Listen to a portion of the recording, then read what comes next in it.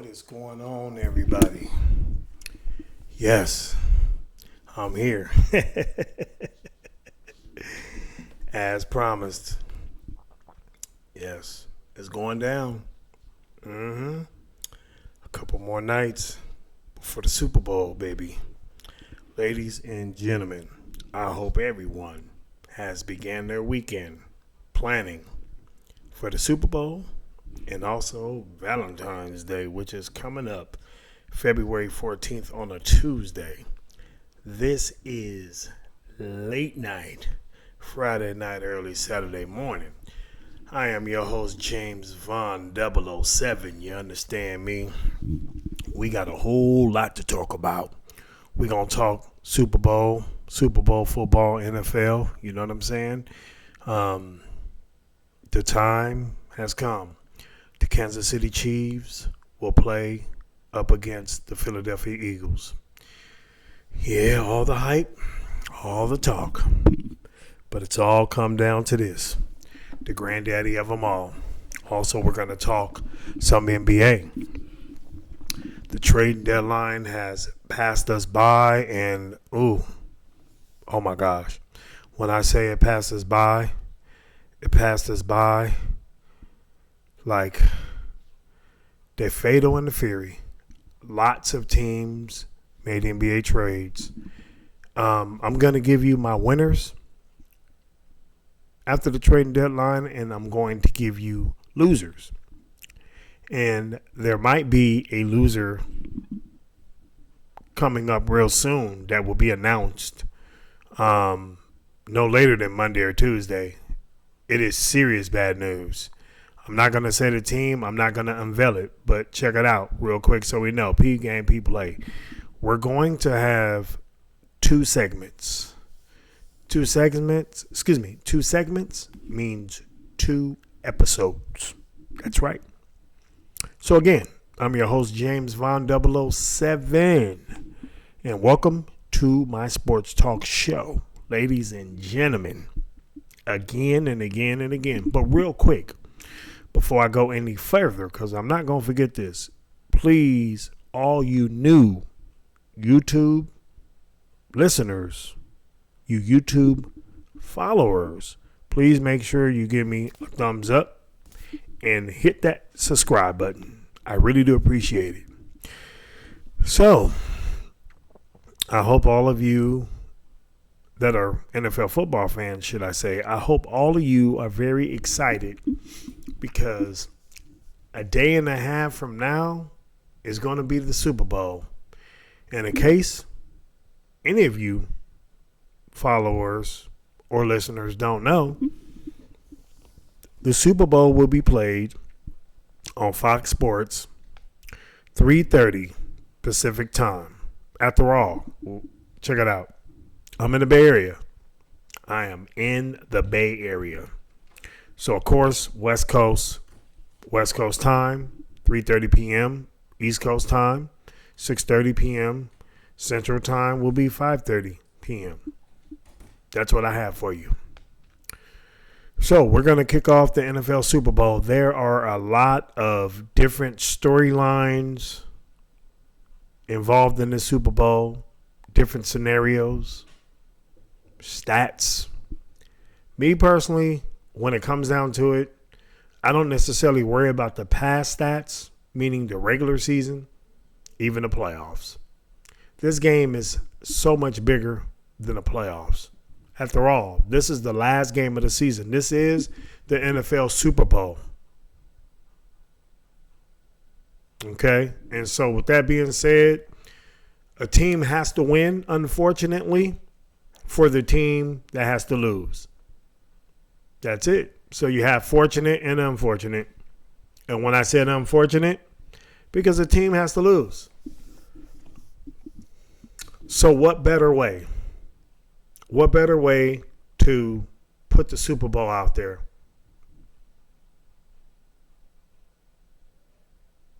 At the end of the day, we have, for the first time in NFL history, real quick, I don't know if I brought it up on my previous shows, but I'm going to bring it up now.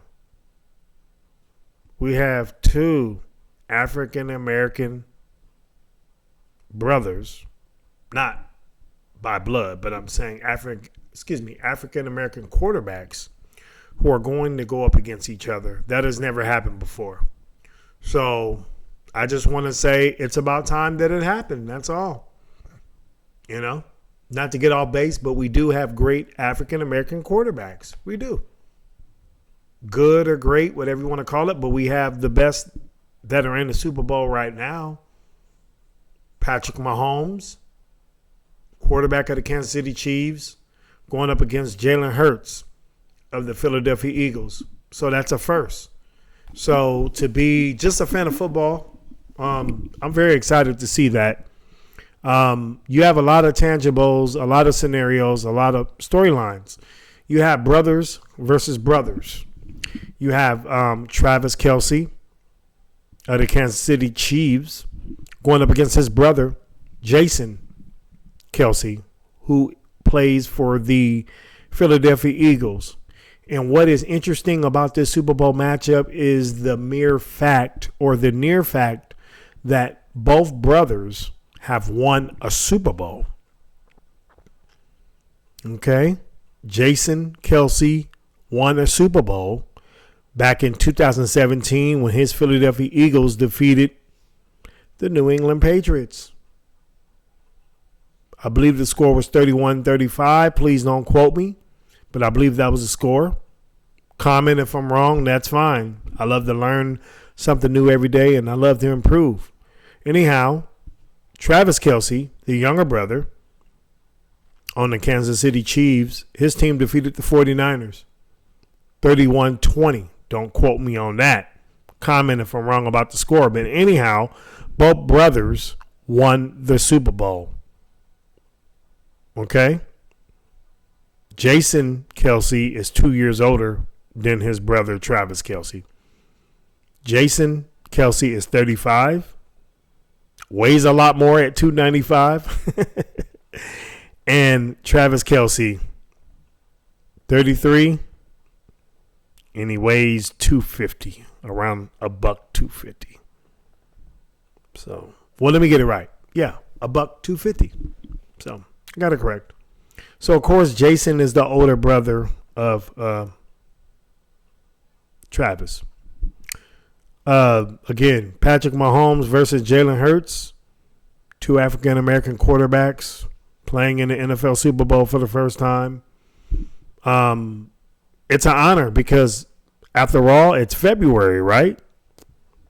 So it's Black History Month. So I'm definitely excited about that.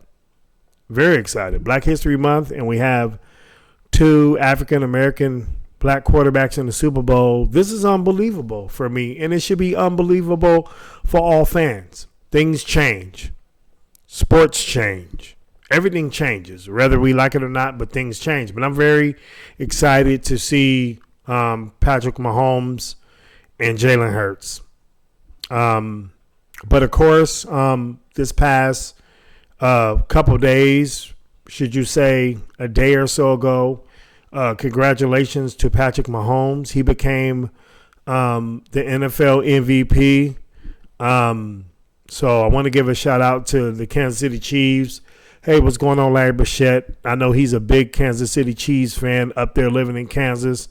So I know he has to be very excited. I always give shouts out to all of the fans who support these teams. People who I know, I take that stuff seriously. So I just want to give a big shout out to Larry Bichette, Dr. Larry Bichette. I know he's definitely thrilled and excited for the Super Bowl, and I know he is really hoping that his Kansas City Chiefs reign supreme and that they win the Super Bowl. What's going on, my guy? Hopefully I get a chance to holler at you and chat with you and just see how you're doing up there in Kansas. You know, it feels good. Hey, what's going on, Big Al? I know you're a big Eagles fan. You know, we wrapped all this week. Unfortunately, I didn't get a chance to rap at him today, but definitely hopefully after the Super Bowl is over sometime next week, I'll be able to holler at him. So rather if his team wins, which is the Philadelphia Eagles and, of course, the Kansas City Chiefs, Larry Bichette, hopefully, definitely I can holler at both of you guys, not at the same time because that wouldn't work. It'd be a bunch of jaw-jacking, arguing, and yada, yada, yada, and I'm not doing that. Whether if it's for the fun or if it's not for the fun, but the bottom line is definitely, I just hope it's a good game. I do. Seriously, I do. Lots of stuff to talk about. Again, we got brother versus brother. Travis Kelce, Kansas City Chiefs, Philadelphia Eagles, Jason Kelce. What I remember the last time something like this happened where it was, brother versus brother, if I recall, I believe that it was the Harbaugh Bowl, Jim Harbaugh versus John Harbaugh. 49ers, San Francisco 49ers versus the Baltimore Ravens back in 2011, I believe it was. 2011, 2012. So not to bring up any bad memories if you're a 49ers fan. Hey, unfortunately, you got to bring up good news for the Baltimore Ravens fans because they won the Super Bowl. Older brother beat the little brother. So, again, so when I translate to now, a couple things. So we have the older brother, Jason Kelce, versus the younger brother, Travis Kelce. But what I will say, I'm not going to make it about them, but the stats don't lie. They multiply, baby. You know what I'm saying? The near fact is both of them have won a Super Bowl. Jason Kelce 2017, Travis Kelce 2019. So with that being said, they both have won Super Bowls. The younger brother, Travis Kelce, has been to 2 Super Bowls, unfortunately, because I'm saying unfortunately because he lost the Super Bowl the next following year to who? I will get into that. So it is what it is. But what I will say is brother versus brother. And unfortunately, and I'm going to say unfortunately, one of the brothers have to lose. So whether if it is the Kansas City Chiefs with Travis Kelce or it is the Philadelphia Eagles, who Jason Kelce plays for. And in case any of you, isn't familiar with Jason Kelce, he is a center. So he is the guy in the middle that hikes the ball to his quarterback, which is Jalen Hurts.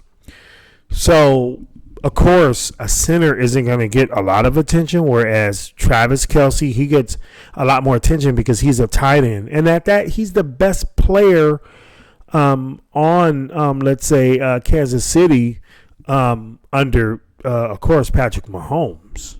So with that being said, it's going to be an interesting Super Bowl, but of course, the offensive line don't get a lot of credit. When has there ever been an offensive lineman that has got MVP? Do you know who that person is? If I'm not mistaken, I believe it was Refrigerator Perry of the Chicago Bears back in 1985. But remember, if memory serves me right, and don't quote me on this, but Refrigerator Perry ran 2 touchdowns from the goal line. So remember that. He ran in 2 touchdowns. He ran for 2 touchdowns. So he was named the MVP, I believe. Don't quote me, but just look it up. Stats don't lie, they multiply. You know what I mean? So at the end of the day, we bring it uncut and raw, whether if you like it or not. But no, realness. So again, it's a battle for everything in the Super Bowl. You got to remember, this is the last game of the season, baby. Everything matters. This is the granddaddy of them all. It matters. This is the last game because remember, who wins, they're going to be the team that's going to be most remembered. You understand me? And then the last team that loses, or should I say the team that loses, won't be remembered for anything but losing.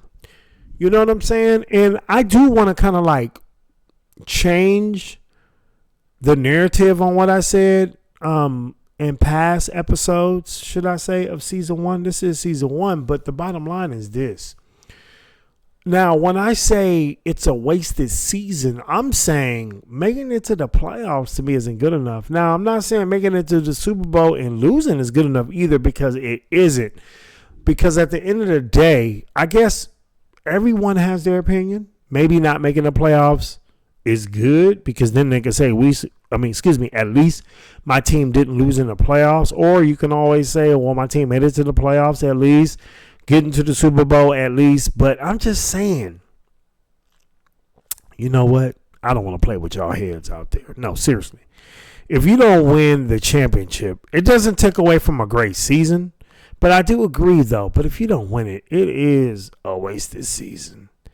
And that's not for the bad necessarily if you can come back now and win the Super Bowl. We've seen it happen with the Patriots on numerous occasions. When the Patriots, led by Tom Brady and Bill Belichick, when they lost the Super Bowl to the Philadelphia Eagles back in 2017, it was, right? They came back in 2018 and they defeated the Los Angeles Rams. So there's always room for improvement.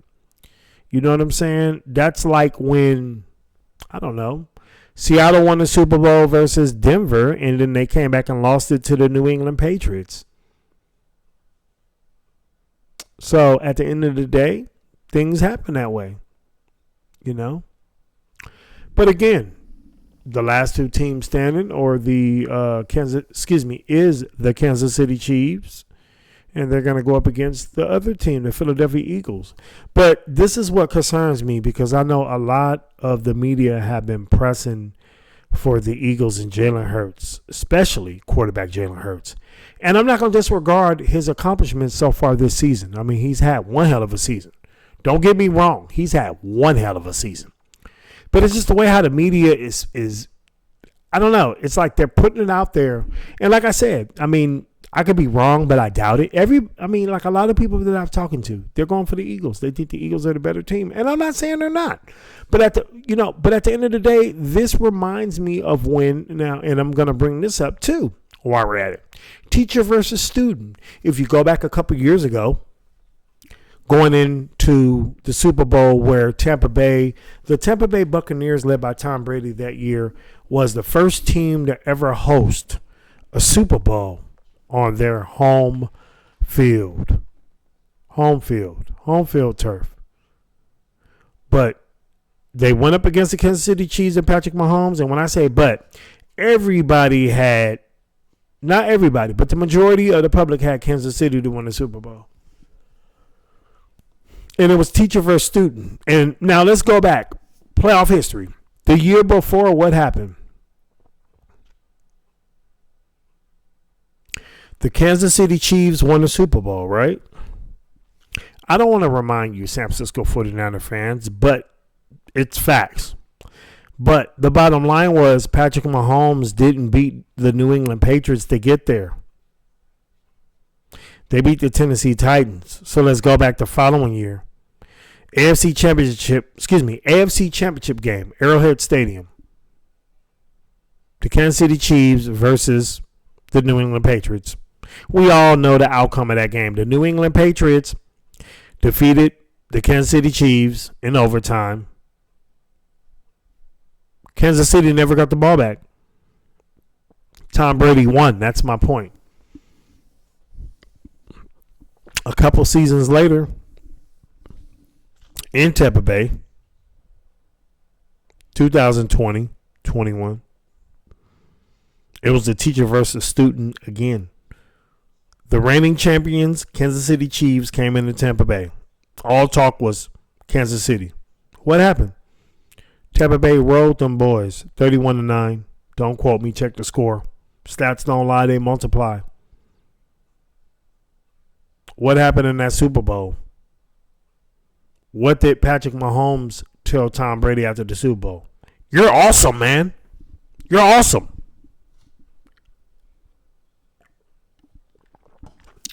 That's right, Jack. Who was the teacher, though? Tom Brady. Who was the student? Patrick Mahomes. And Patrick Mahomes won a Super Bowl. He won a Super Bowl. That's only one Super Bowl. Brady at that time was at 6 Super Bowls going on 7. And he did it. And he did it in his style, too. By the way, Tom Brady should have retired right there. He would have solidified himself just like Michael Jordan winning 6 championships for the Chicago Bulls. He would have solidified himself. His legacy, in my opinion, it would have been greater if he had retired then. He is officially retired now. And I'm happy about that. It gives room in media coverage and credit to quarterbacks like Patrick Mahomes, to quarterbacks like Jalen Hurts. See what I'm saying? And I'm not going to mention the other quarterbacks because they're not representing the Super Bowl. But the reason why I mentioned Tom Brady is because the fact that he's a part of this history here, because what I'm relating to. Now, I'm saying what I'm relating to. I'm not saying about the rest of you followers or listeners. I'm just stating facts that now it's the teacher versus student, but except the roles have switched. The teacher is Patrick Mahomes and the student is Jalen Hurts. Point blank. I don't care about stats in the regular season. They don't matter. They don't add up to this game. They do, but then it doesn't. But it doesn't matter. What have you done in the playoffs lately? So what have you done? Both teams have gotten to the Super Bowl. They didn't get here by accident. You can make all the excuses if you want to, fans. 49er fans, Cincinnati Bengal fans, New York Giant fans, Dallas Cowboy fans. You know what I mean? Buffalo Bill fans. See what I'm saying? Minnesota Viking fans, Seattle Seahawks fans, Tampa Bay Buccaneer fans. Serious business. You know what I'm saying? So you come on now. Miami Dolphin fans. Come on. Don't make no excuses. I mean, I can make the biggest excuse. You know? Showing all. See what I'm rocking? Look what I got on. Look. Got on the 49ers jersey. Richard Sherman. Got a hat right here. 49ers. You see what I'm saying? But, hey, forget all the excuses. But I will say this about the Kansas City Chiefs, and I'll say this about the Philadelphia Eagles. Patrick Mahomes better not get hurt the way how Brock Purdy did. And I'm not making this about the San Francisco 49ers. I'm making a statement. He better not get hurt. Because if he gets hurt, that game might be over. That game might just be over. You saw what happened with the San Francisco 49ers. They got blitzed. It's not their defense fault. No quarterback, that's what happens. Quarterback is very instrumental to your offense. Very pivotal. A pivotal key. Probably 50%. And I'm sorry to say that, people. I know you say it take a 53 or 52-man roster to win, but I get that. But at the end of the day, the most important pieces are your pieces that are going to win the Super Bowl. That's like if Jalen Hurts gets hurt. It's over. It's a wrap, baby. For real. Do you know how ferocious? And I'm going to talk about that. And I'm going to talk about the Kansas City Chiefs defense. But what I'm saying is that Kansas City Chiefs defense is ferocious. And I understand Philadelphia has been getting all the press with their defense. And their defense is darn good. You saw what they did. They put the 49ers quarterback out, and look what happened. They couldn't do nothing. Not a pot to piss in or a darn winner to throw out. They couldn't do nothing. And I'm not going to talk about Josh Johnson because he got put out too. And what happened? Brock Purdy came in. What happened? He couldn't even throw the darn ball. He had a messed up shoulder. He couldn't throw the ball, so that's precise my point. If it happens to Kansas City, it's a wrap. The same thing happens to Kansas City with Patrick Mahomes. He comes into that game. He gets hurt. He try to come back. It's a wrap, baby. They ain't coming back. Just like if Jalen Hurts gets hurt. Forbid no quarterback gets hurt. Let me knock on wood. Knock on the wood. Let me touch the big skin. I want to see a great game. And I do. I want to see a great game. But if one of them quarterbacks go down, whichever quarterback goes down, that other team is going to annihilate them. I do believe that. We won't see, we ain't going to see nothing crazy going. We ain't going to see no Cinderella. Cinderella was a slipper. And Patrick Mahomes and let's say Jalen Hurts, they don't wear slippers. They wear football cleats. Not even their reserve quarterbacks wear the Cinderella shoe. This ain't March Madness, baby. This is the NFL. They come to play, and they will hurt you. Might not be intended, but they're going to come to hurt you. It might be intended. You know what I'm saying? But for me, the bottom line is this, in all hindsight. I don't know if it's going to come down to the last play on offense or if it's going to come down to the last play on defense. But what I'm going to say is don't underestimate the heart of a champion.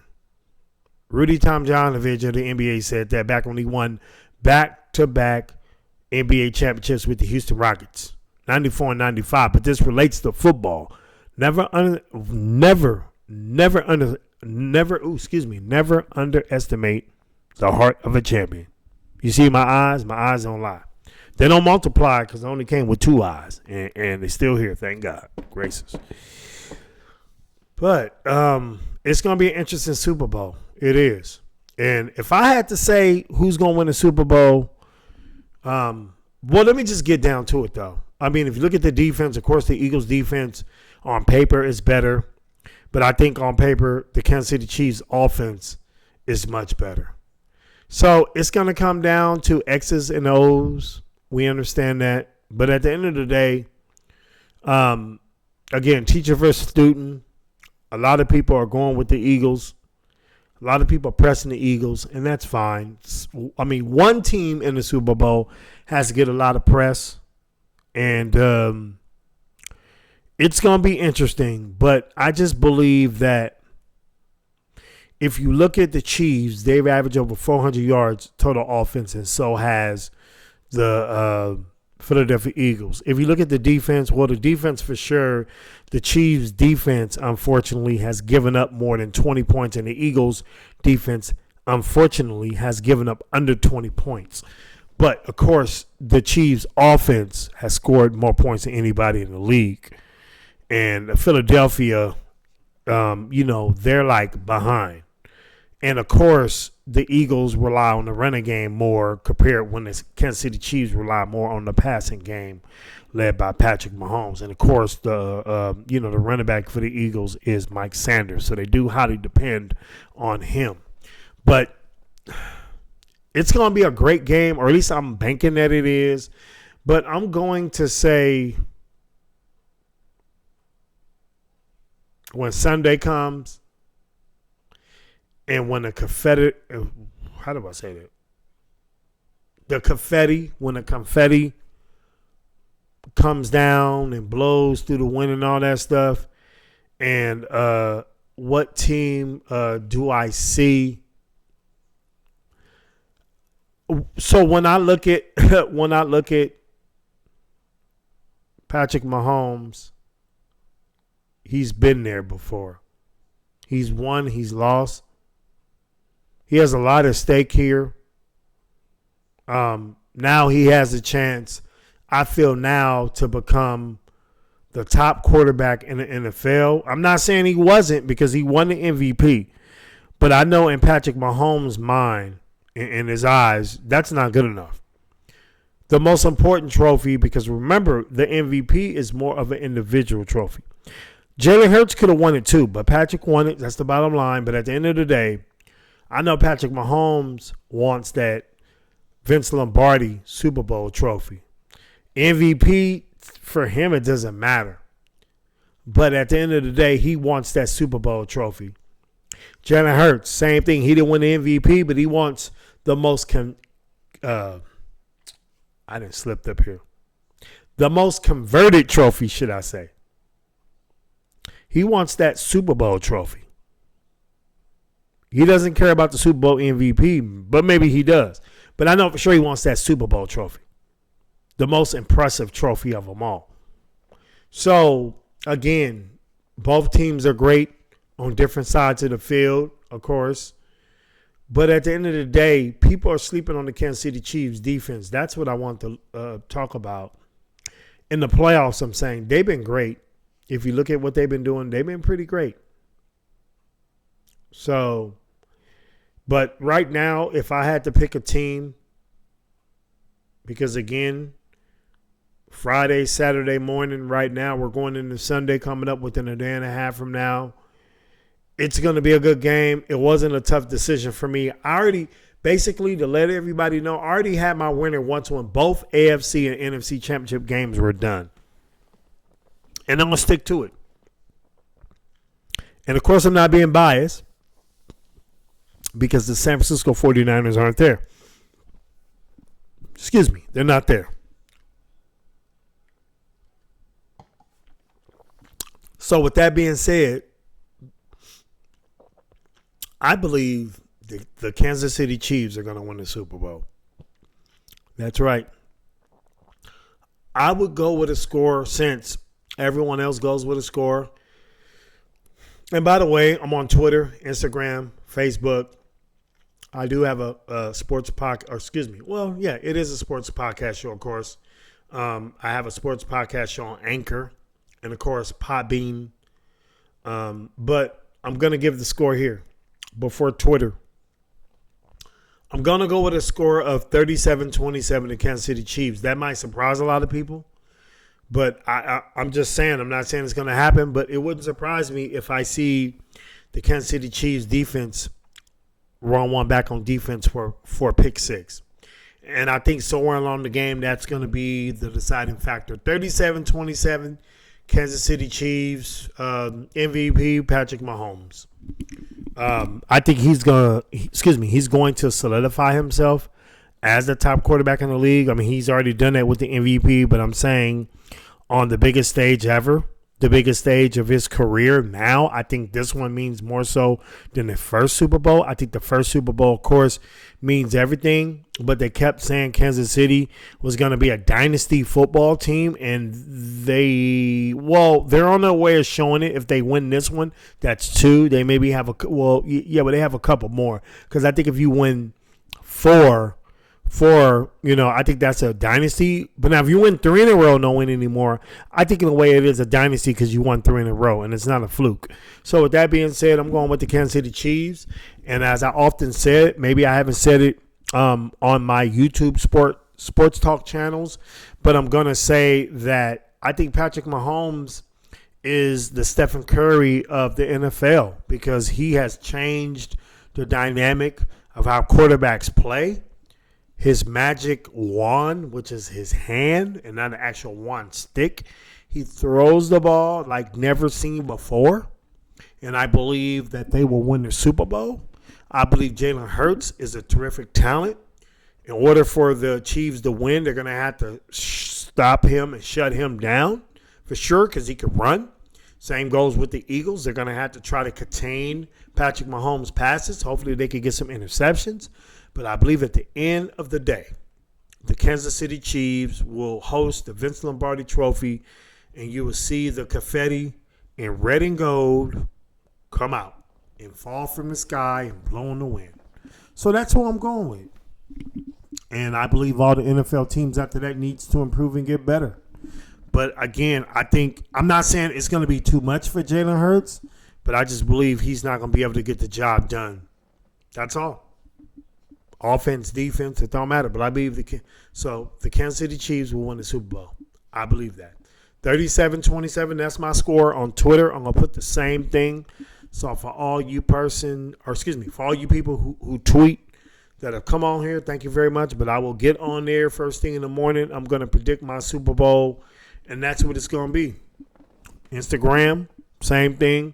Facebook, same thing. You know what I'm saying? So I just want to put that out there, just to make sure people understand that Kansas City Chiefs will win the Super Bowl. So,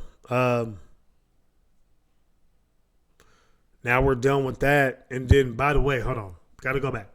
This is an Andy Reid Super Bowl, by the way, too. Remember, he coached the Philadelphia Eagles.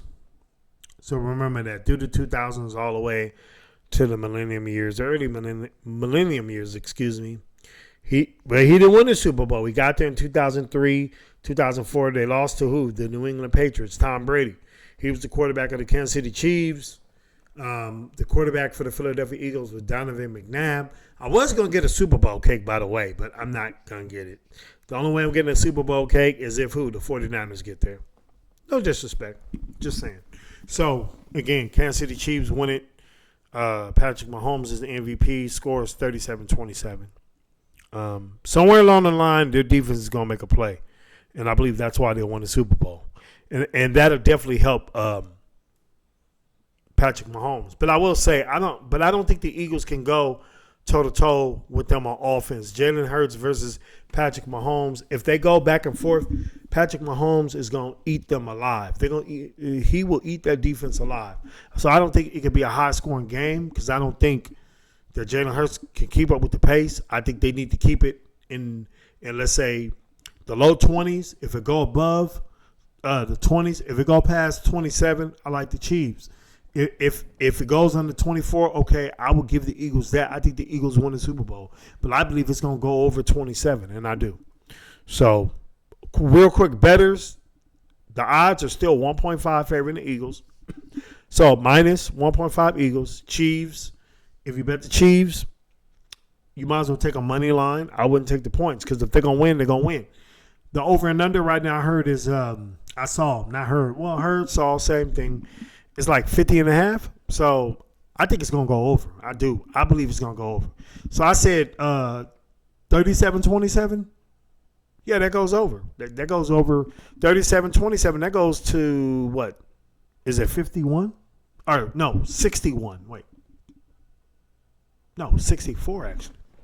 27-47. Yeah, that's 37-27. Yeah, that's 64. So, yeah, it goes over that. But I'm interested to see the Super Bowl ads and, of course, the movies. That's always fun, everybody. Oh, this was the thing that I talked about with someone today. Will Allstate have a commercial about Patrick Mahomes after he wins the Super Bowl? You know what would be so cold? Because Patrick Mahomes and Andy Reid was on a commercial. That'd be cold if they have Jalen Hurts on there to take Patrick Mahomes' place. That would be the most funniest thing I ever seen. So remember I said it. So let's stay tuned to that. Oh my gosh. I'm gonna take a little break. Hold on. Oh my gosh.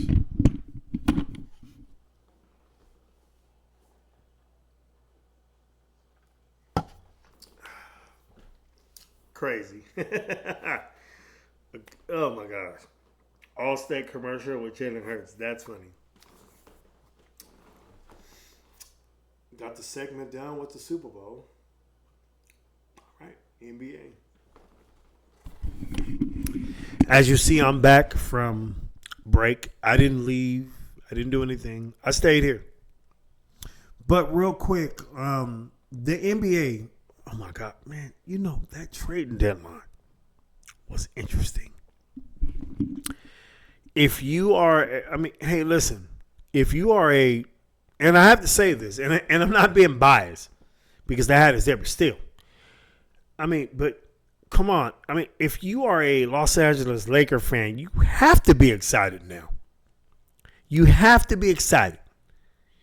I'm in the Bay Area, so I know in La La Land in LA, all the Laker fans across the world they have to be happy about the trading deadline. Come on, even before the trading deadline, for crying out loud, a couple weeks before. They did they thing. The Lakers did they thing. Oh my gosh. Before the trading deadline. And I'm going to talk about the teams that are winners and losers here. So don't get it twisted.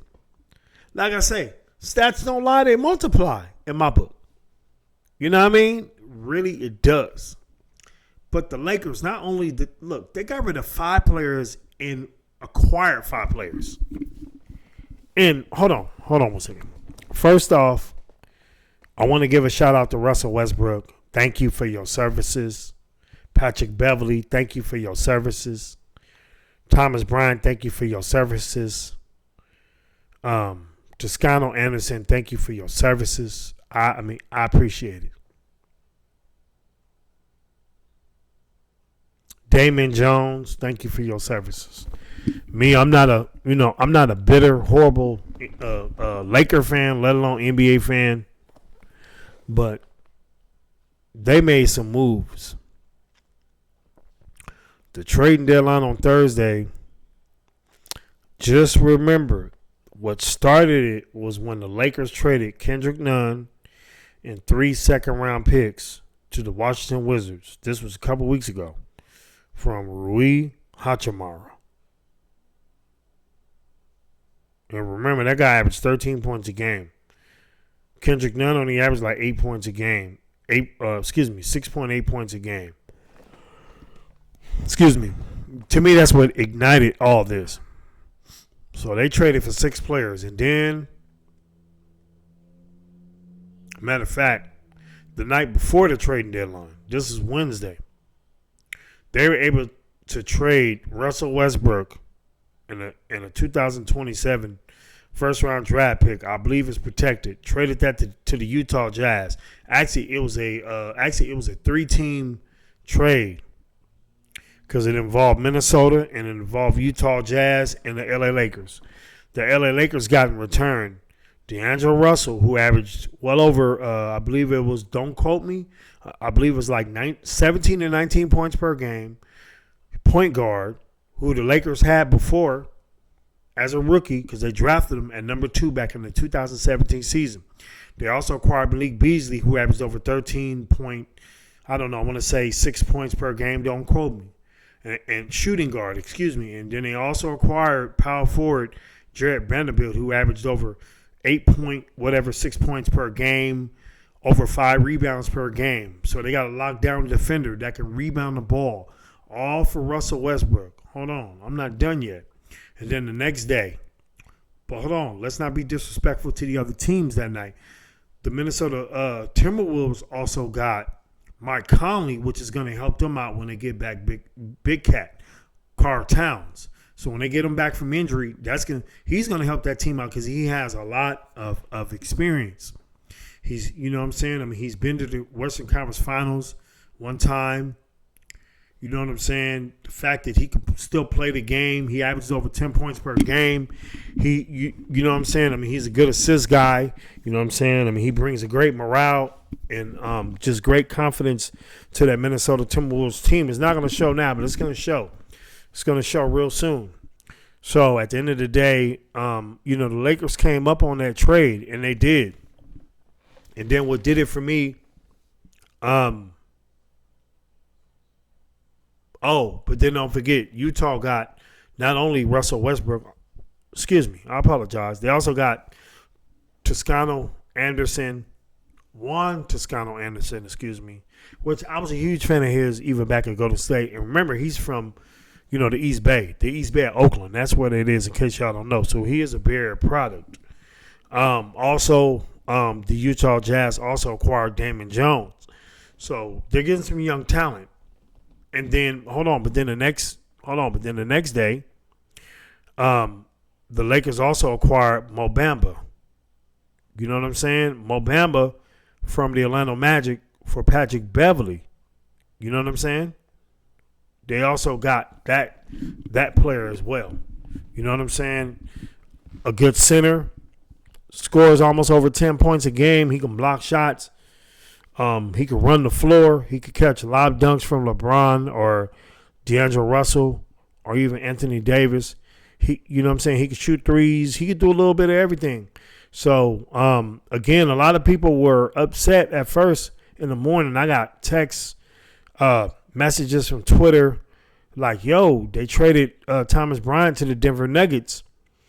I don't recall the player, but I know the Lakers got a decent player. I know he's a small forward. I forget his name, so excuse me for that. But definitely, I knew something was up. Once when they traded Thomas Bryant, I knew they were going to get a big man. I just didn't know who it was. But they got Mo Bamba from Orlando. When I kept saying all along, y'all heard it, on my previous shows, I said I felt Golden State needed to make that move because James Wiseman's contract and Mo Bamba's contract are even. I really thought they were going to trade for Mo Bamba. I did, the Golden State Warriors, but they didn't.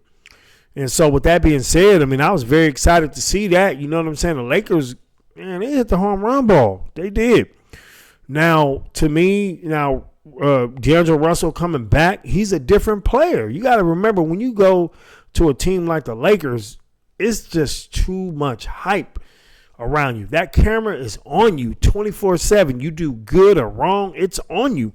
Go ask D'Angelo Russell. But the kid averaged 17 points per game for the Lakers, but he was on a young team. Now he's coming back.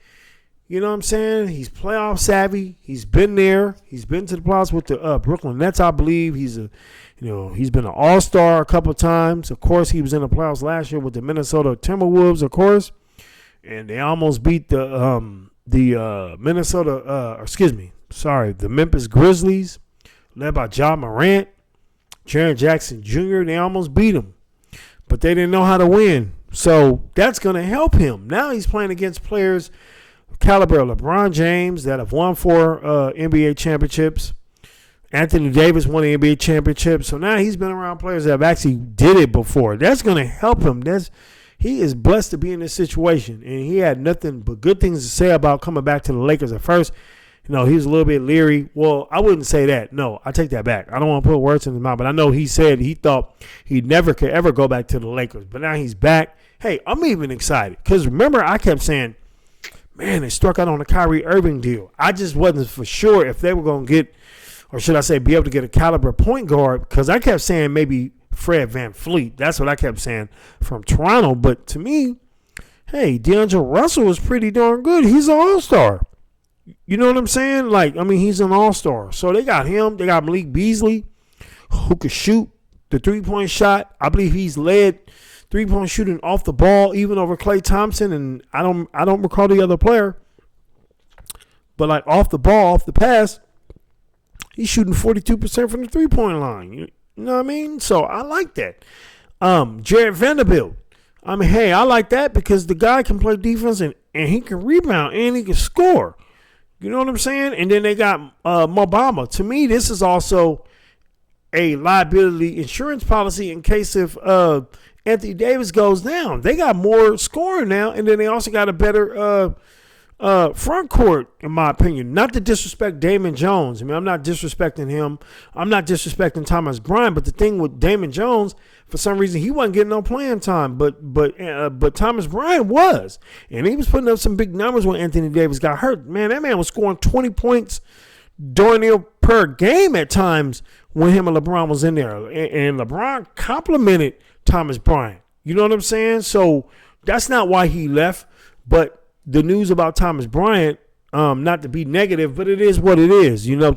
Stories don't lie. They also multiply. But apparently Thomas Bryant was happy with his role when Anthony Davis got hurt. Then when he came back, that's when the issues came because, of course, his minutes diminished. But although I would love to see, all three play, meaning LeBron James, Anthony Davis, and Thomas Bryant, because even LeBron James said before, not to put anything in his mouth, but this is what he actually said. So it's not anything that I'm putting in his mouth. He said that he visioned playing with Anthony Davis and Thomas Bryant together, which, again, the games I saw, it didn't happen too often. But maybe, like I said, they saw something in Mo Bamba. You know what I'm saying? Now, I wish Thomas Bryant all the luck in Denver. Denver's not a bad team. But they already have DeAndre Jordan. But what I've seen, he ain't been playing lately. So maybe they buy him out. I'm not going to start rumors, but I definitely know Thomas Bryant is going to make an impact for them. So, again, but I believe the Lakers hit the home run, and they just got to flourish, as time go on. I know tomorrow, real quick, or should I say today, later on today, I know the Lakers will be in San Francisco to play against the hosted Golden State Warriors. And we'll get into it later about their trade and all that. But the bottom line is D'Angelo Russell, Jared Vanderbilt, Malik Beasley, they're going to play. Mo Bamba isn't going to play because he got into a fight. He got into an incident with Austin Rivers, the son of Doc Rivers. Listen, I don't talk about all that stuff because I believe all that stuff is a bunch of blah, blah, blah, yada, yada, yada. But anyhow, he's serving his final game of his suspension, and then hopefully he'll play Monday. That's the word. He'll play Monday. So hopefully they get him in there because he got to get, some minutes in there. You know what I'm saying? Because he got to get acclimated, with the team in general, overall, offense, defense, playbook, yada, yada, yada, because he's going to be a pivotal piece in the Lakers offense and defense, but I meant to say the Lakers team in general. So I'm very excited. Not to be biased, I'm a Laker fan. Not going to lie. You feel me? But at the end of the day, I mean, I'm very excited. And Laker fans and La La Land and all over the world, you have to be excited about the Laker team. They're a couple games out of the 10th spot in the play-in. But I tell you what, if they finish 18-8, they'll have the same record as the Phoenix Suns. And they would be toward the 6th seed. So as I said, if the Lakers can get to a 6th seed instead of the 7th, 8th, 9th, or 10th seed, which means that's the play-in game, they'll be fine. And don't forget, we got 4 more games until the NBA All-Star break, which does happen next weekend. So, again, this benefit the Lakers. They'll get some rest. For sure, Anthony Davis and the rest of the players on the Lakers will get rest. And also, too, the LA Lakers, they got a bench now. Let's talk about this. Let's say if the Lakers went with D'Angelo Russell, Malik Beasley, LeBron James, Rui Hachimura, and Anthony Davis. But look at their bench. Dennis Schroeder, Austin Reeves, Lonnie Walker IV, Mo Bamba, Troy Smith Jr.,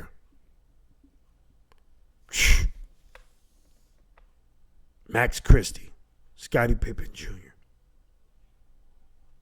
They got squad. Now that bench is looking nasty. Oh, I apologize. Jared Vanderbilt. Ooh, scandalous. But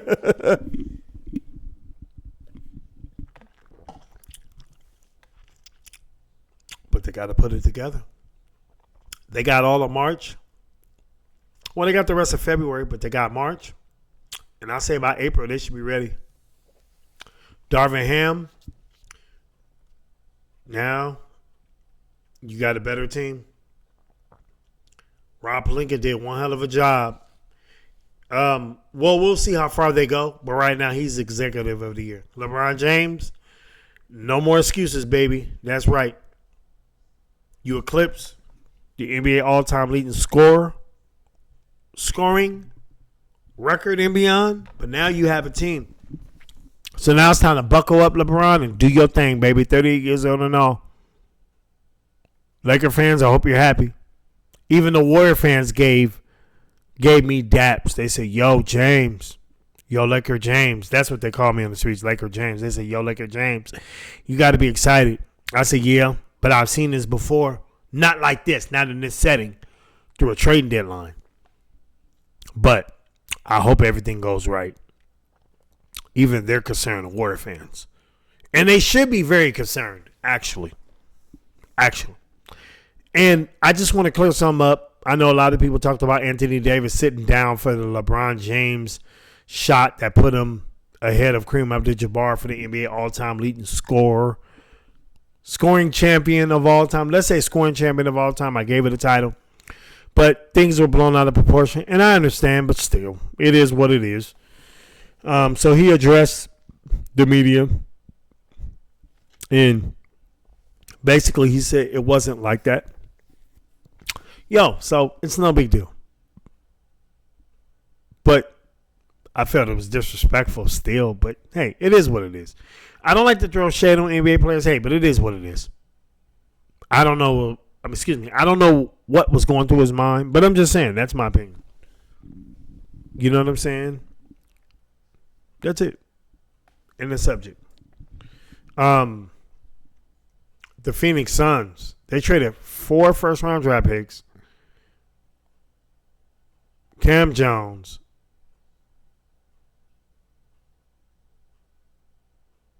Mikal Bridges. Traded all of that to the Brooklyn Nets, and the Brooklyn Nets got, those 4 first-round draft picks, a couple of them protected. They're going to swap the 2028 one, along with Cam Johnson, Mikal Bridges, for Kevin Durant and T.J. Warren. Kevin Durant and T.J. Warren are now in Phoenix. Ooh, I'm just saying, on paper, that team nasty. Now, this was a rumor that was discussed through my sources. The Phoenix Suns were supposed to land John Collins from the Atlanta Hawks first and then go after Kevin Durant. I don't know how in the hell they would have got that done. But if they had got that done, I'm just saying they would be the team to beat in the West. But they didn't.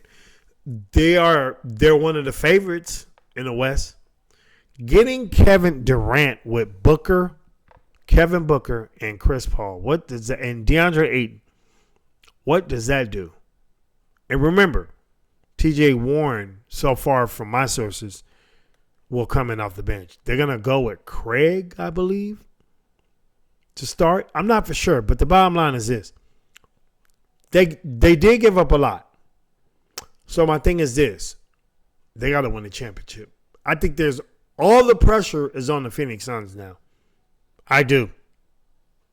It's on the Phoenix Suns more than the Lakers because remember, the Lakers are still at a 13 seed right now. They're 13. They're a 13 seed. And in order to get to the playoffs, they got to get to the 10. Phoenix is at 6.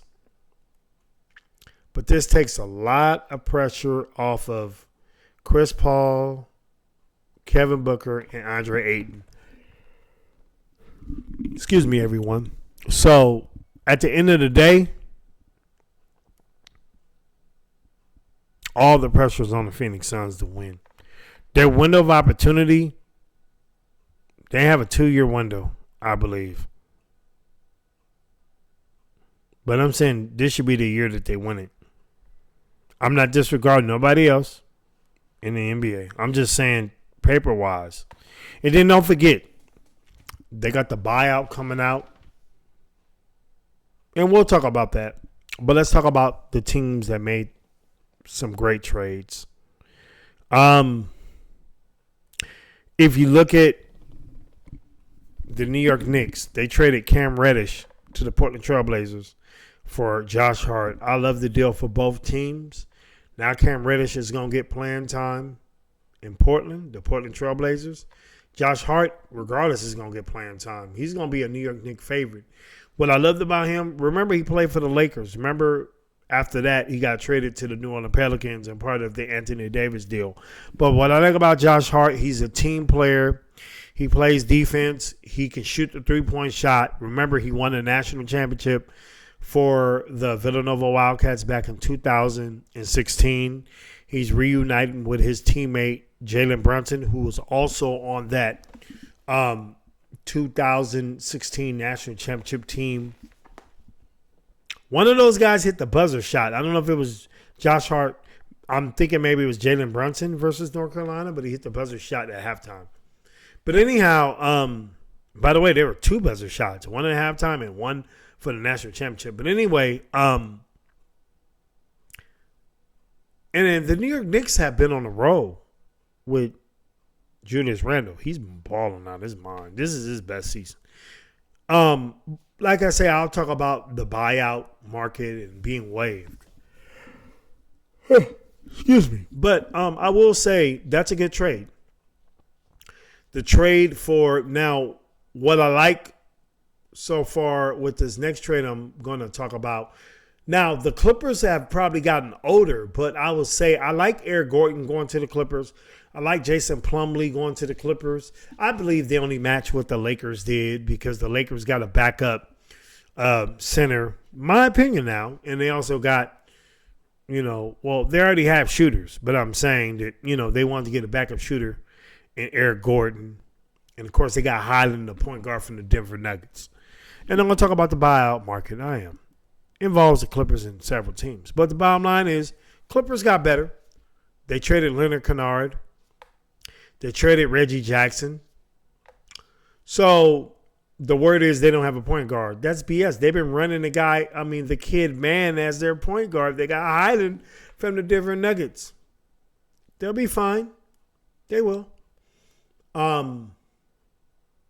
The Golden State Warriors was maybe one of the most intriguing trades because they traded James Wiseman. This was like a 4-team deal. He went to Detroit, and I heard Sadiq Bey went to Atlanta, and then Gary Payton Jr. went to the Warriors.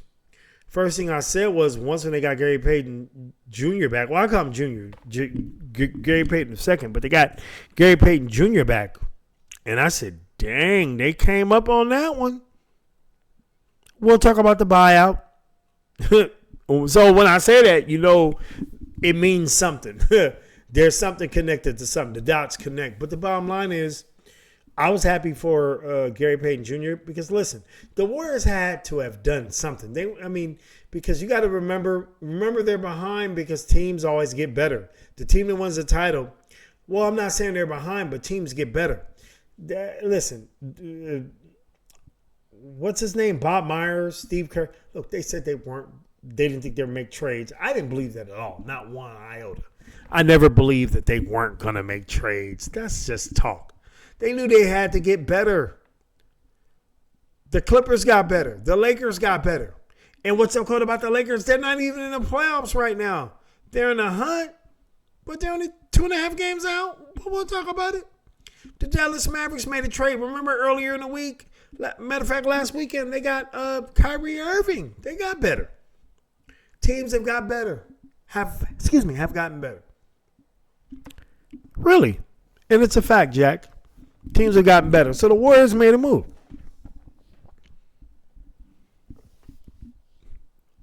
The Boston Celtics made a move. They got Mike Muscala from OKC, the Oklahoma City Thunder. They wanted to get a backup center. And I understand because Al Horford is hurt. Is it Robert Williams III? I know he was hurt because he had got surgery. He's back. But something about them Celtic bigs, they get hurt. So now they got some insurance. Not that they needed it, but then they do need it. Jalen Brown is hurt. A facial fracture. Jason Tatum has to pick up the slack. Scored 41 points last night. I'm just saying. They beat the Charlotte Hornets.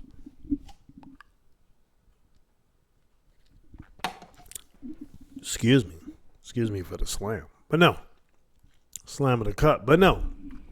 The Boston Celtics did what they were supposed to do.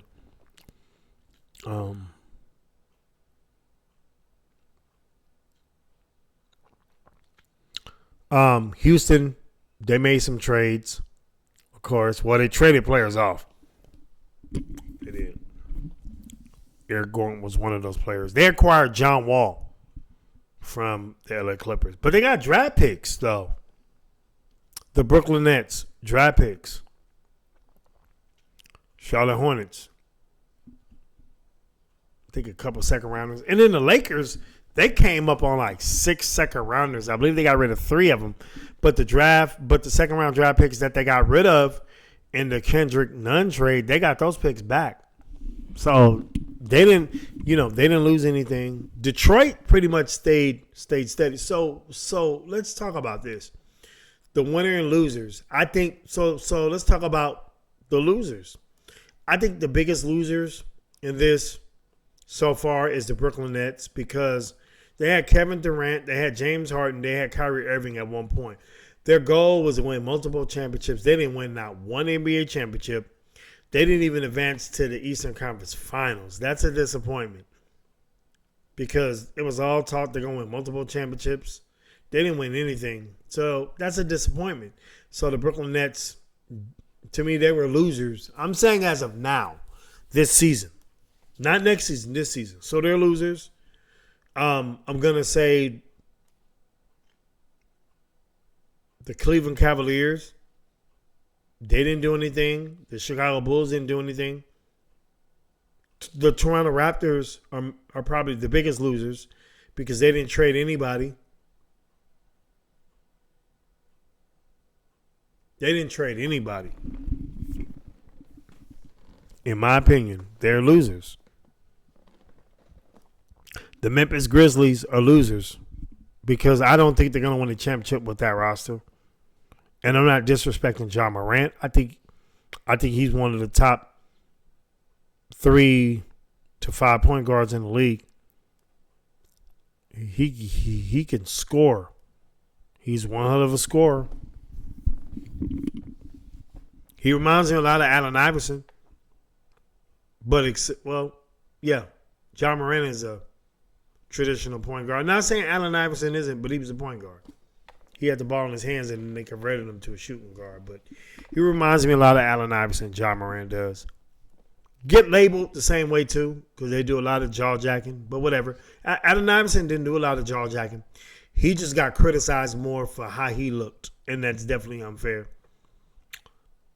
So when I look at the teams, then don't forget about the Milwaukee Bucks, because I forgot, and I'm sorry, Jay Crowder was a part of that deal with the Brooklyn Nets and Phoenix Suns. The Phoenix Suns shipped Jay Crowder to Brooklyn, and then Brooklyn traded Jay Crowder to the Milwaukee Bucks.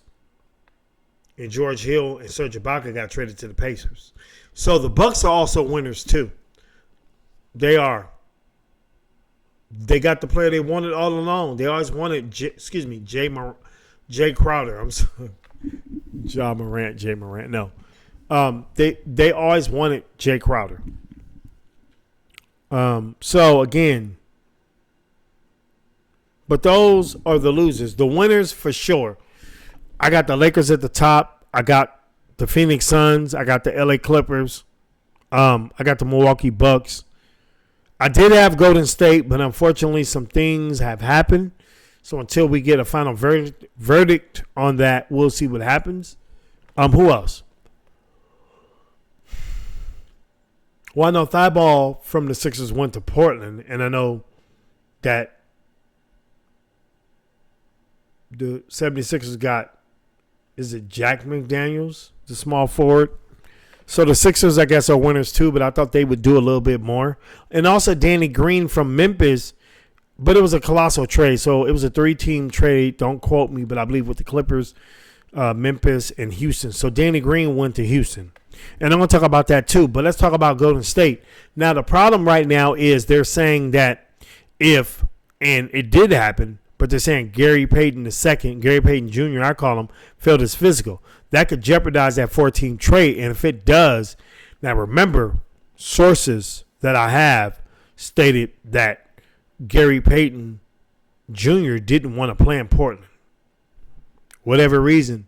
So if he failed his physical and that trade doesn't go through, guess what? He goes back to Portland. Sadiq Bey goes back to Detroit. James Wiseman goes back to the Golden State Warriors. And it might be a blessing for them, actually. I'm just putting it out there in case it happens. But that's crazy. But remember, now this is another source I was told from a source. Excuse me, my sources. That the Portland Trailblazers were pressuring Gary Payton Jr. to play.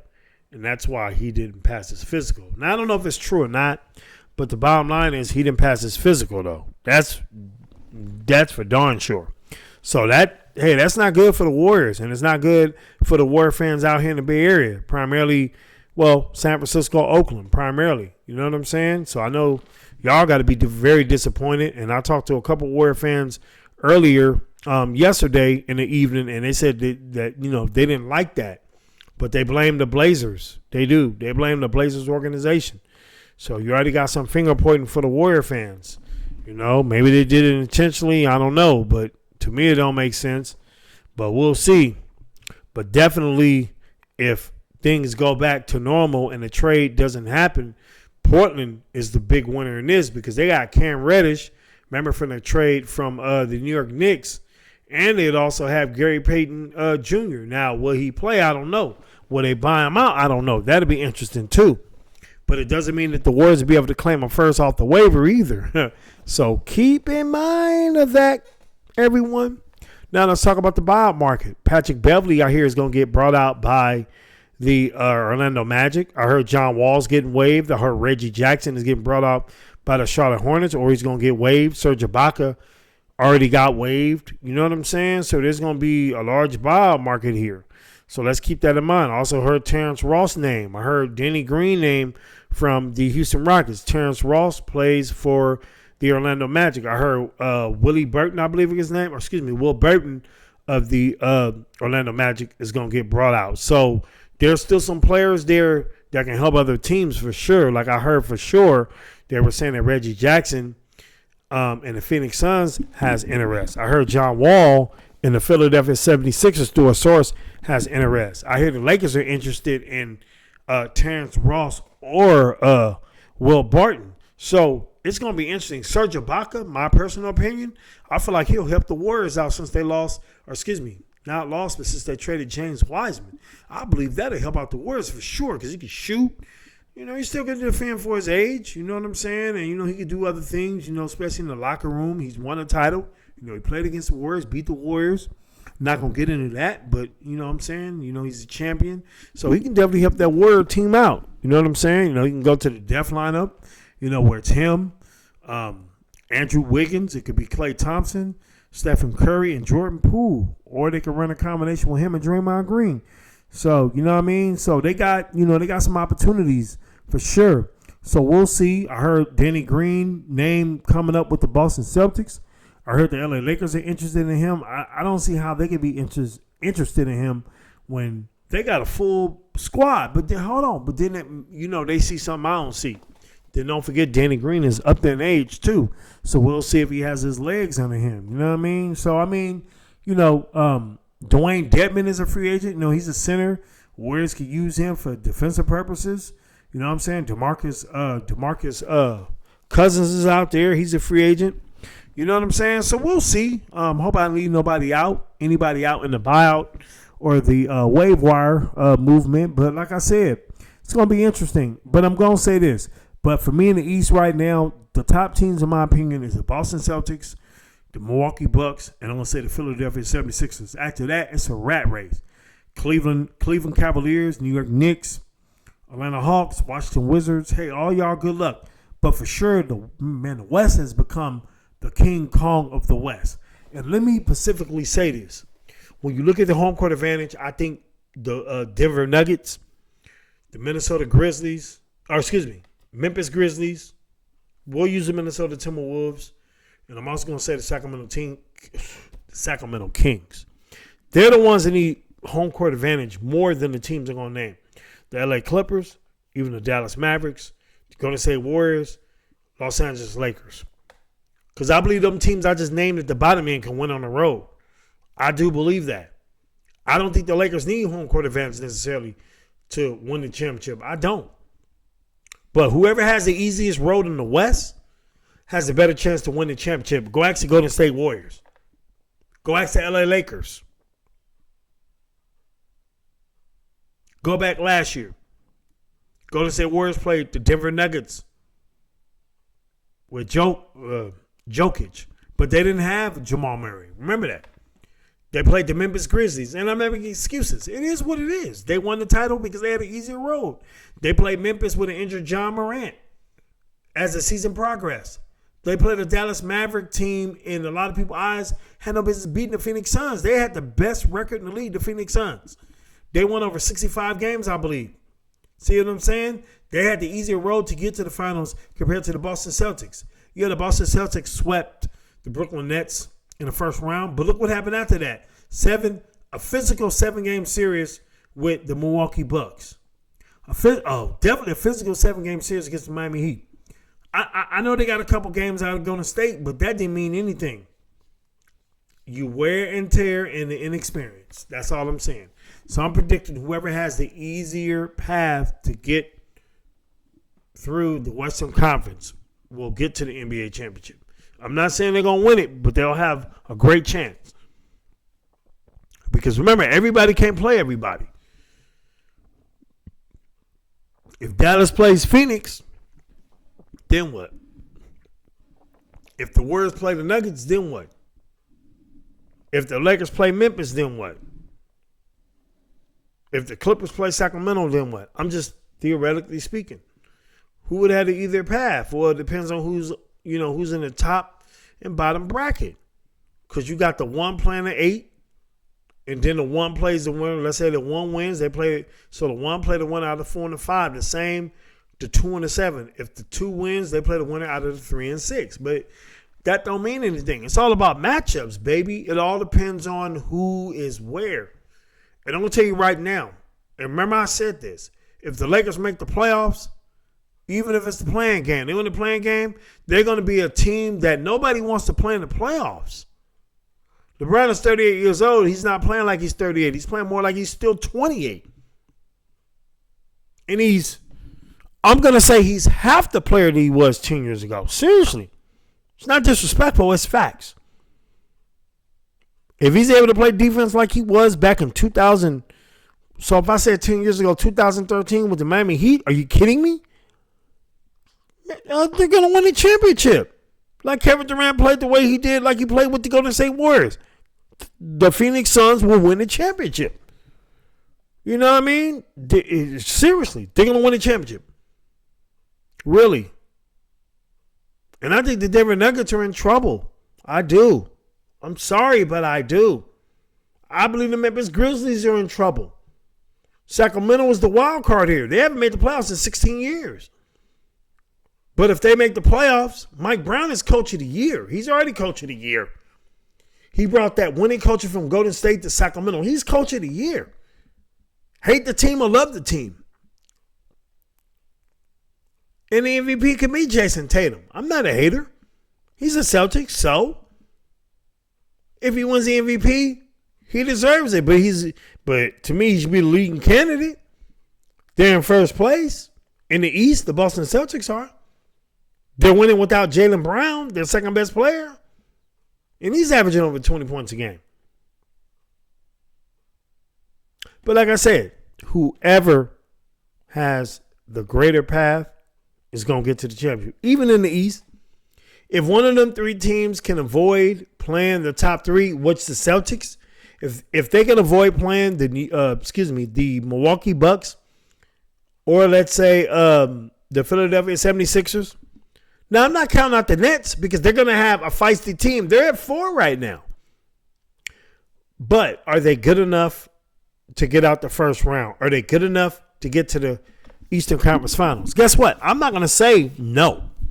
They got Cam Johnson, Mikal Bridges. They got Spencer Dinwiddie, Cam Johnson, up-and-coming star, up-and-coming rookie. They still got Claxton. They still got Seth Curry. They still got Joe Johnson. They still got Ben Simmons. They got one hell of a team. I'm not leaving out nobody else, but they got one hell of a team still. But to me, the kid's Ben Simmons, baby. If they're bringing him in off the bench, that's great. Jacques Vaughn is doing a great job. He should be candidate for Coach of the Year. But I'm saying if they bring Ben Simmons off the bench, I think it takes away the pressure for Ben Simmons. It gives them a lot of confidence because now you don't expect for him to do a whole lot. But in his mind, if he gets 10 points, 6 assists, 8 rebounds in 20 minutes, he's doing his damn job. And I agree. The Atlanta Hawks are there, but they got to mature. The Cavaliers are there. They might be the dark horse of the whole Eastern Conference. Donovan Mitchell, Garland. You know what I'm saying? Oh, and don't forget Kevin Love. Now, if Kevin Love gets brought out, you know where he's going, right? I believe he's going to the Lakers. If he doesn't go there, you know where I think he's going? To the Portland Trail Blazers. Remember I said it.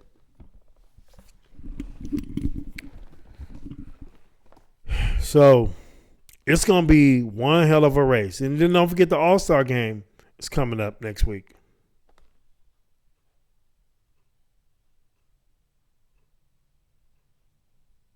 It's going to be interesting. And it is.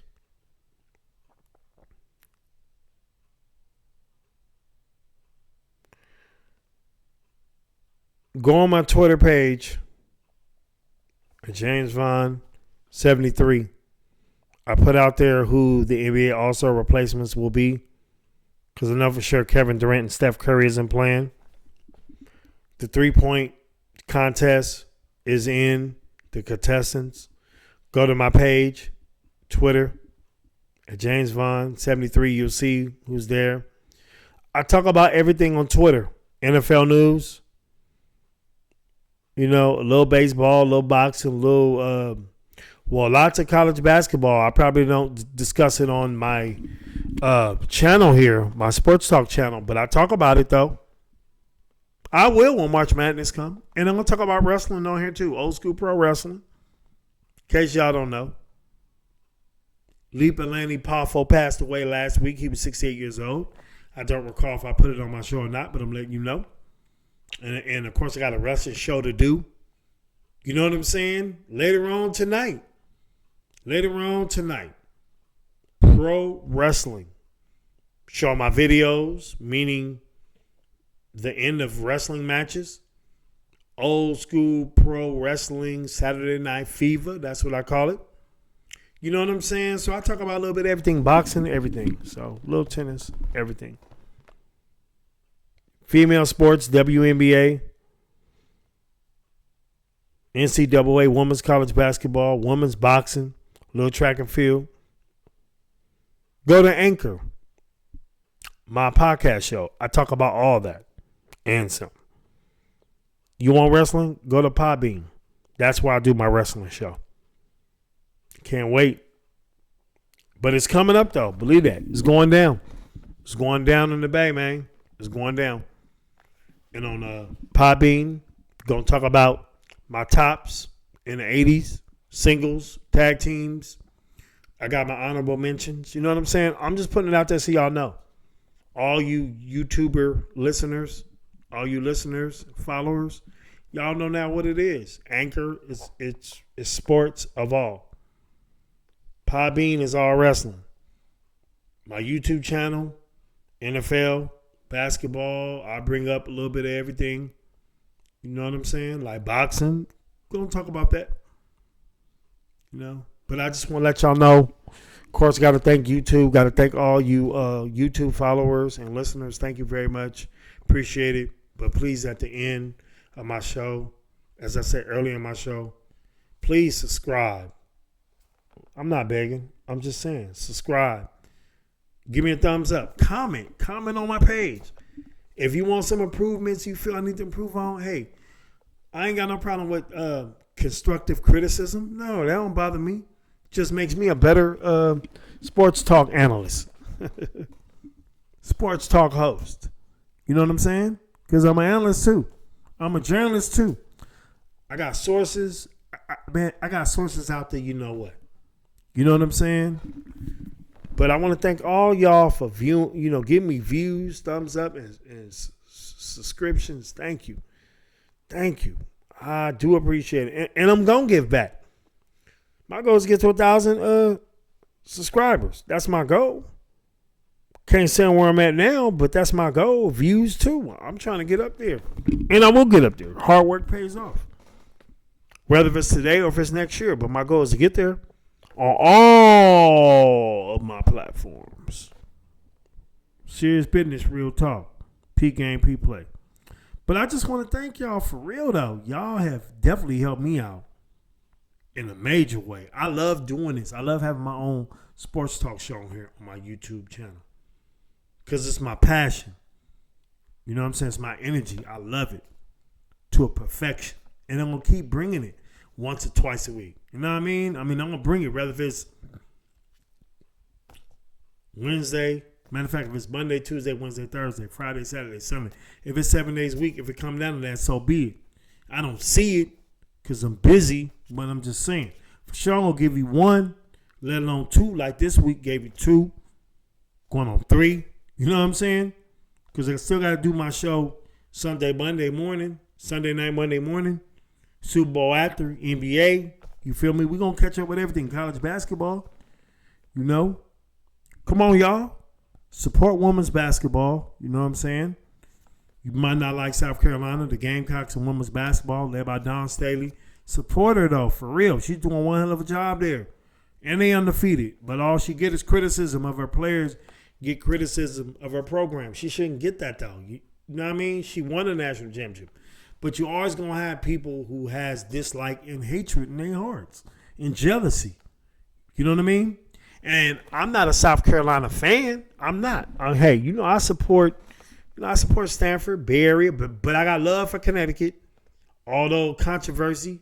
And I got love for South Carolina. You know what I'm saying? For real. I mean, I got love for all the teams out there. You know what I'm saying? Or should I say respect? You know what I mean? So I just want to put that out there. You know what I'm saying? Don't be discrediting teams and coaches and things like that and players. But like I said, give South Carolina their credit. South Carolina Gamecocks. We already know it's the SEC, Don Staley. You know what I'm saying? We know what time it is. We know you got a good program there. We know you produce good players that graduate from college, yada, yada, yada. You feel me? So I'm not one of the ones that's like that. You know what I'm saying? I mean, it's to love you or you know, or not love you, like you or dislike you, agree to disagree. That's what makes the world go round. You know what I'm saying? So we all have to have some type of respect for some team who we probably don't root for. You know what I'm saying? So at the end of the day, that's the bottom line. But I had fun tonight. I really did. I was feeling myself like I should every night. But tonight I was really feeling myself. Super Bowl prediction. Talking about the Philadelphia Eagles and the Kansas City Chiefs. Told you the Kansas City Chiefs is going to defeat the Philadelphia Eagles in Arizona. Wish I was there by the score of 37-27. MVP is going to be Patrick Mahomes. I covered the NBA trade deadline. You know what I'm saying? Talked about the LA Lakers. All you Laker fans out there, because I'm not worried about me. I'm going to do me regardless. But definitely, you know, you have to feel excited about the LA Lakers as they travel to Golden State tomorrow. Or later on tonight, they will play the Golden State Warriors. The time isn't 7:30 like I thought. It's actually 5:30 in San Francisco. So Lakers and Warriors. We'll see D'Angelo Russell, Vanderbilt, and of course we'll see Malik Beasley. New Laker acquisitions. They'll go against the Golden State Warriors. Unfortunately, Gary Payton Jr. isn't going to play because he felt his physical. There might be a great chance that he will go back to the Portland Trailblazers, so that will kill that 4-team deal. Not using kill as in murder. I'm saying kill as in gone.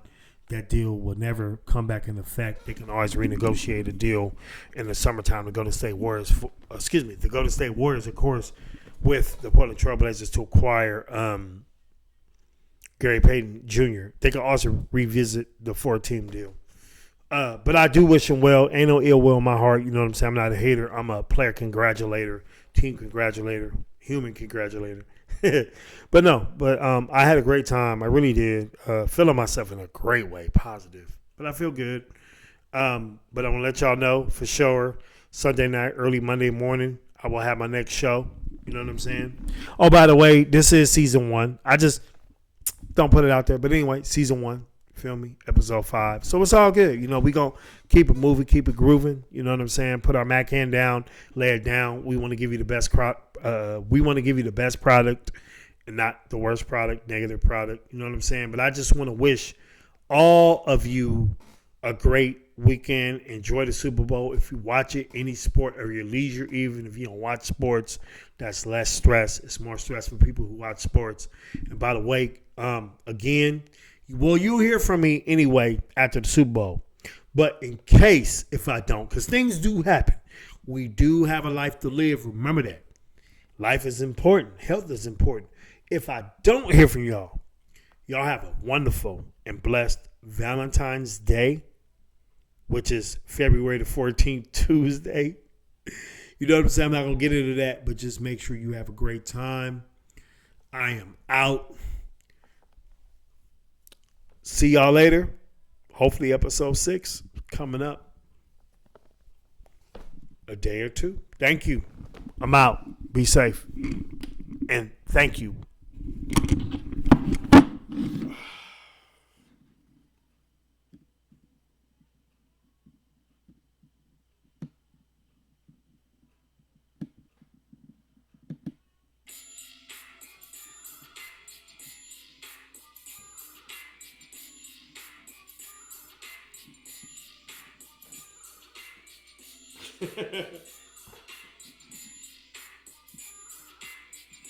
I got to go, y'all.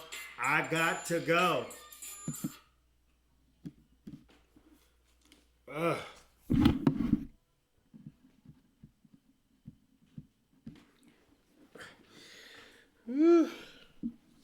It is over. It is over. Episode 5 is over. Woo.